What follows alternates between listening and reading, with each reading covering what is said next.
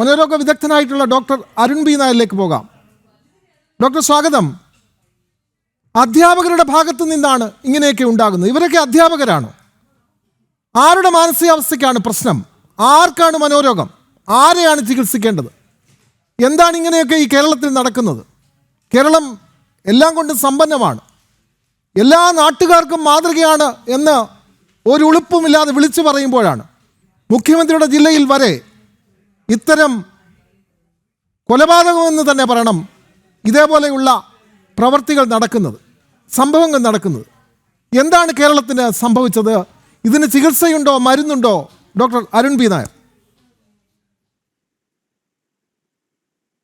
ഏറ്റവും വേദനാജനകമായിട്ടുള്ള, ലോകത്തൊരിക്കലും സംഭവിക്കാൻ പാടില്ലാത്തൊരു സംഭവമാണ് ഇവിടെ നടന്നിരിക്കുന്നത്. കാരണം ഒരു വ്യക്തിയുടെ ജീവിതത്തിലെ ഏറ്റവും വലിയ വേദന എന്ന് പറയുന്നത് അവരുടെ മക്കൾ വളർത്തി വലുതാക്കി അവർ ചെയ്യേണ്ടതൊക്കെ ചെയ്തു കഴിഞ്ഞിട്ട് ആ കുട്ടികളുടെ ഒരു താങ്ങും തണലും ലഭിക്കേണ്ട ഒരു ഘട്ടമാവുമ്പോൾ ഈ മക്കൾ അപ്രത്യക്ഷപ്പെട്ടു പോകുന്നതാണ് ഒരിക്കലും മാറാത്ത ഒരു വേദനയായിട്ട് ഭൂരിപക്ഷം മനുഷ്യരും പറയുന്നത്.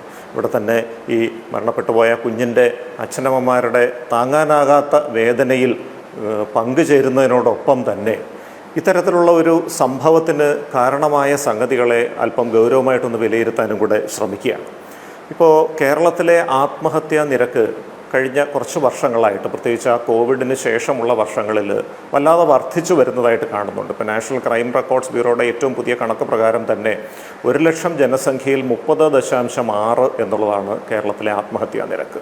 ഇന്ത്യയിൽ ഏറ്റവും കൂടുതൽ ആത്മഹത്യയുള്ള മൂന്നാമത്തെ സംസ്ഥാനമായിട്ട് കേരളം നിൽക്കുകയാണ്. അപ്പോൾ 10,972 വ്യക്തികളാണ് ഒരൊറ്റ കലണ്ടർ വർഷം കേരളത്തിൽ ആത്മഹത്യയിലൂടെ മരണം വരിച്ചിരിക്കുന്നത്. അതിൻ്റെ 15 മടങ്ങോളം ആളുകൾ ആത്മഹത്യാ ശ്രമങ്ങൾ നടത്തുന്നു എന്നും കണക്കുകൾ സൂചിപ്പിക്കുന്നു.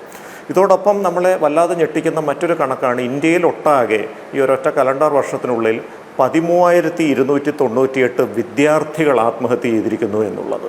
ഇത് വളരെയധികം നമ്മൾ ഗൗരവത്തോടെ കാണേണ്ട ഒരു കാര്യമാണ്. കാരണം ഇന്ത്യയുടെ ഏറ്റവും വലിയ സമ്പത്തെന്ന് പറയുന്ന മാനവ വിഭവശേഷിയാണ്, ഹ്യൂമൻ റിസോഴ്സാണ്. ഈ 13,000-ലധികം വിദ്യാർത്ഥികൾ ഇന്ത്യയുടെ പല ഭാഗത്തു നിന്നായിട്ട് സ്വന്തം ജീവനെടുത്ത ആളുകൾ ഒരു 10-15 വർഷത്തിന് ശേഷം ലോകത്തിലെ പല ഭൂഖണ്ഡങ്ങളിലായിട്ട് ഇന്ത്യയുടെ യശസ് ഉയർത്തിക്കൊണ്ട് സേവിക്കേണ്ട, ജോലി ചെയ്യേണ്ട, ലോകത്തിന് സംഭാവനകൾ നൽകേണ്ട മനുഷ്യരാണ്.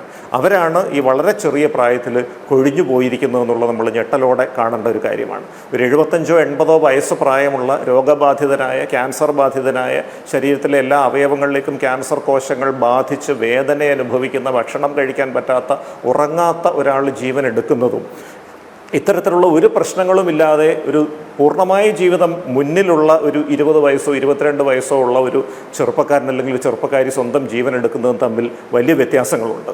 ആദ്യം പറഞ്ഞത് ഒരു അണ്ടർസ്റ്റാൻഡബിൾ ഹ്യൂമൻ എക്സ്പീരിയൻസ്, നമുക്ക് മനസ്സിലാക്കാൻ കഴിയുന്ന ഒരു മനുഷ്യ അനുഭവമാണെങ്കിൽ, ഈ രണ്ടാമത്തേത് എന്ത് വില കൊടുത്തും നമ്മൾ തടയേണ്ട ഒരു മനുഷ്യ അനുഭവം തന്നെയാണ്. ഇവിടെയാണ് നമ്മൾ പലപ്പോഴും ഈ പ്രൊഫഷണൽ കോളേജുകൾ അടക്കമുള്ള ക്യാമ്പസുകളിലുള്ള ഒരു വിഷലിപ്തമായ ഒരു അന്തരീക്ഷം, അല്ലെങ്കിൽ അക്കാഡമിക് ടോക്സിസിറ്റി എന്ന് കുട്ടികൾ ഉപയോഗിക്കുന്ന അക്കാദമിക വിഷലിപ്തതയെക്കുറിച്ച് നമ്മൾ ചർച്ച ചെയ്യേണ്ടി വരുന്നത്. ശരിക്കും പറഞ്ഞാൽ കേരളത്തിലാണെങ്കിലും Kerala university of health sciences അടക്കം student support and guidance cell എന്നൊരു സംവിധാനം ഉണ്ടാക്കണം എന്ന് വൈസ് ചാൻസലറുടെ നേതൃത്വത്തിൽ തന്നെ ഒരു നിർദ്ദേശം വരികയും അതിൻ്റെ പ്രവർത്തനങ്ങൾ പല ക്യാമ്പസുകളിലും ആരംഭിക്കുകയും ചെയ്തിട്ടുണ്ട്. ഇതിൻ്റെ അടിസ്ഥാനത്തിൽ കുട്ടികളുടെ മാനസിക നില മനസ്സിലാക്കാനും അവർക്ക് എന്തെങ്കിലും മാനസികമായ വിഷമങ്ങൾ ഉണ്ടെങ്കിൽ ഒരു പ്രാഥമിക തലത്തിലുള്ളൊരു ഇടപെടൽ നടത്താനുമായിട്ട് ഉള്ള ഒരു mental health first aid training അധ്യാപകർക്ക് നൽകുകയും അതിൻ്റെ ഒരു മോഡ്യൂൾ നിർമ്മിക്കുകയൊക്കെ ചെയ്തിട്ടുണ്ട്. പക്ഷേ പലപ്പോഴും പ്രത്യേകിച്ച് ആ കോവിഡിന് ശേഷം മുൻഗണനകളിൽ വന്നിട്ടുള്ള മാറ്റങ്ങൾ പലയിടത്തും അത് കൃത്യമായ രീതിയിൽ നടപ്പിലാക്കാത്തൊരു സാഹചര്യത്തിലേക്ക് വഴിതെളിച്ചിട്ടുണ്ട് എന്നുള്ളതാണ്. അപ്പോൾ ഇവിടെ തീർച്ചയായിട്ടും നമ്മൾ ഇതിൻ്റെ കുറ്റം ആരോപിക്കുമ്പോൾ വ്യവസ്ഥിതിയെ കുറ്റം പറയുന്നതിനോടൊപ്പം തന്നെ ഒരു സ്ഥാപനത്തിൽ ആ സ്ഥാപനത്തിൻ്റെ മേധാവികളും സ്ഥാപനത്തിലെ അധ്യാപകരും വിദ്യാർത്ഥികളും അവരവരുടെ ക്യാമ്പസിൽ ഇത്തരം ഒരു സംഭവം നടക്കാതിരിക്കാൻ മനുഷ്യസാധ്യമായതെല്ലാം ചെയ്യേണ്ടതും അത്യാവശ്യമാണ്. പലപ്പോഴും ഈ കുട്ടികൾ, ഈ പ്രായത്തിലുള്ള കുട്ടികൾ സ്വന്തം ജീവൻ എടുക്കുന്നത് കുറേ നാളായിട്ട് നീണ്ടു നിൽക്കുന്ന ചില പ്രശ്നങ്ങളുടെ അടിസ്ഥാനത്തിലായിരിക്കും. സാമ്പത്തിക ബുദ്ധിമുട്ടുകളും മറ്റും പശ്ചാത്തലത്തിൽ കാണും.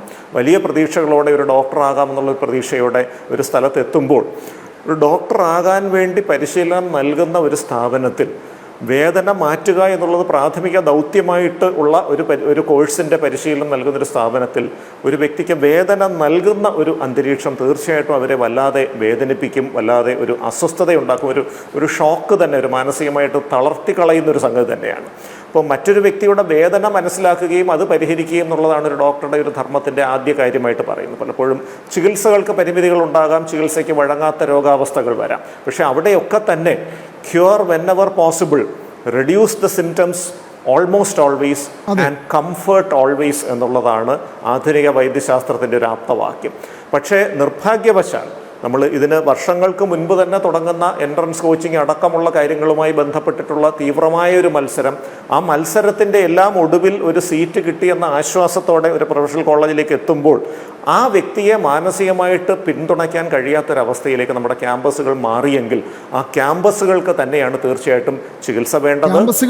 വ്യവസ്ഥിതിക്കാണ് ചികിത്സ വേണ്ടത്. അങ്ങനെ തന്നെയാണ് ആ ഇത്തരം ക്യാമ്പസുകൾ കൃത്യമായി ചികിത്സിക്കാതെ പോകുന്നത് കൊണ്ടാണ് ഇങ്ങനെ സംഭവിക്കുന്നത്.